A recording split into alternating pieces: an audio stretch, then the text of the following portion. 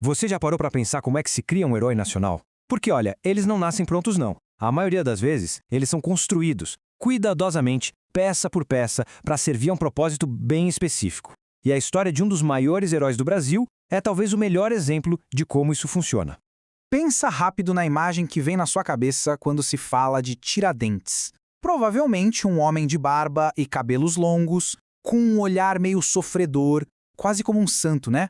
Mas e se eu te disser que essa figura que a gente aprendeu a reconhecer talvez não tenha quase nada a ver com o homem de verdade? A resposta, olha, é muito mais interessante do que parece. Então o que a gente vai fazer aqui é exatamente isso.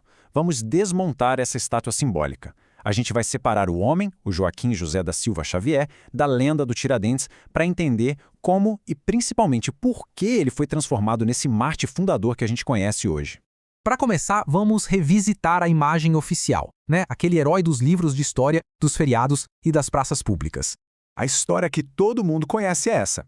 Tiradentes foi um herói de origem humilde, um cara do povo que bateu de frente com a tirania da coroa portuguesa e acabou dando a vida pela liberdade.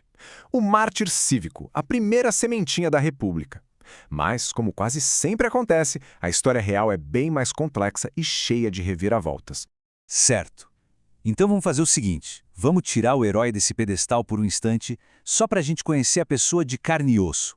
Afinal, quem era de fato o Joaquim José? E é aqui que a coisa começa a ficar muito interessante. Dá uma olhada nesse contraste. De um lado, o mito fala de um grande líder do povo. Na realidade, ele era alferes, uma patente militar modesta. O mito fala de um herói pobre, humilde. A realidade, a família dele tinha terras e escravos, apesar de ele mesmo não ser um homem rico. E ele não era só dentista, mas um dentista prático, sem um diploma formal, e fazia um monte de outras coisas. Era militar, minerador, tropeiro, um homem bem mais complexo do que a figura idealizada, né? A biografia dele revela um homem típico do seu tempo. Nasceu em Minas Gerais, numa família com algumas posses, ficou órfão cedo e teve que se virar. Entrou para a carreira militar, onde chegou a comandar a patrulha de uma das rotas mais importantes da colônia, o Caminho Novo. Mas ele também tinha suas frustrações, sabe? Se sentia meio estagnado, não conseguia as promoções que achava que merecia. E essa insatisfação pessoal estava prestes a encontrar uma causa bem maior. E como é que essa história se desenrola a partir daí? Bom, o destino do Joaquim José está completamente amarrado a um movimento muito específico, a famosa Inconfidência Mineira. O final do século XVIII em Minas Gerais era um verdadeiro barril de pólvora. O ouro, que tinha feito a riqueza da região, estava acabando. Mas mesmo assim, Portugal apertava o cerco com impostos pesadíssimos, como o tal do quinto, e a ameaça constante da derrama, que era uma cobrança super violenta de impostos atrasados. Soma isso às novas ideias do iluminismo e ao exemplo da independência dos Estados Unidos e pronto, a elite local começou a sonhar com autonomia. E é aqui, gente, está o pulo do gato, a informação que muda toda a perspectiva. Ao contrário da lenda do herói do povo, a Inconfidência não foi uma revolta popular, foi uma conspiração da elite que estava insatisfeita. Grandes donos de terra e de minas, intelectuais, padres, militares, toda essa gente estava vendo seus interesses econômicos e seu poder ameaçados pela coroa. E para não deixar nenhuma dúvida sobre o perfil do movimento, pensa só. Nomes como Cláudio Manuel da Costa e Tomás Antônio Gonzaga, que são gigantes da nossa literatura, estavam bem no centro do plano.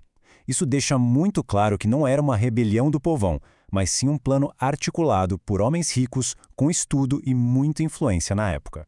Só que tem um detalhe, a conspiração nunca chegou a acontecer de verdade. E o jeito como ela foi desmantelada é exatamente o que preparou o terreno para a criação do nosso mártir. Antes que qualquer levante pudesse começar, o plano foi traído. E o pior, de dentro para fora. Um dos conspiradores, Joaquim Silvério dos Reis, que estava cheio de dívidas com a coroa, fez um acordo. Ele entregava os companheiros e, em troca, teria suas dívidas perdoadas. Com a traição, todo mundo foi preso. Depois de um processo judicial que se arrastou por 3 anos, veio a sentença. E aqui está o detalhe crucial. Dos vários líderes, muitos deles bem mais ricos e poderosos, só um foi condenado à forca, o Tiradentes. Ele era a peça perfeita no tabuleiro. Importante o suficiente para servir de exemplo, mas sem a rede de proteção da alta elite para se safar. O bode expiatório perfeito. E a punição? Nossa, ela foi pensada para ser um verdadeiro show de horror. Ele foi enforcado em praça pública, seu corpo foi esquartejado e os pedaços foram expostos pela estrada até Minas. A cabeça dele foi fincada numa estaca na praça principal de Vila Rica. A mensagem da coroa era bem clara. É isso que acontece com quem ousa desafiar o nosso poder. Então chegamos à grande pergunta, né? Como é que um conspirador, condenado por traição, executado de forma humilhante, um cara cuja memória deveria ter sido apagada, ressurge quase 100 anos depois como o maior herói do Brasil? Como isso aconteceu? Pois é, essa virada não foi nada imediata. Durante todo o período do Império, falar de Tiradentes era um tabu.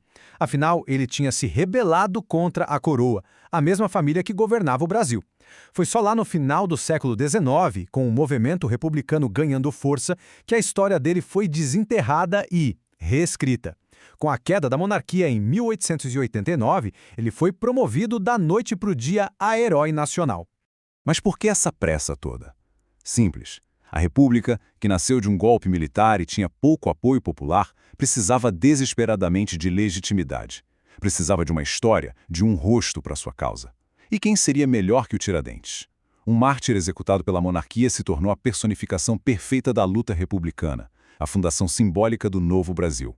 E para fechar essa construção com chave de ouro, vem a parte mais genial de todas. Aquela imagem que a gente tem dele, barbudo, de cabelo comprido, não tem base em nenhum retrato da época. Muito pelo contrário, ela foi uma imagem criada de propósito, inspirada nas representações de Jesus Cristo, para transformar ele num tipo de salvador, um mártir que se sacrificou pela nação. A história do Tiradentes, no fim das contas, é uma lição poderosa sobre como a memória pode ser seletiva e como os heróis são muitas vezes um reflexo das necessidades do nosso presente e não um retrato fiel do passado. E isso nos leva a uma pergunta ainda maior. Que outras figuras históricas que a gente admira também foram moldadas para servir a um propósito? E o que a história que contamos sobre elas diz mais sobre nós do que sobre quem elas realmente foram?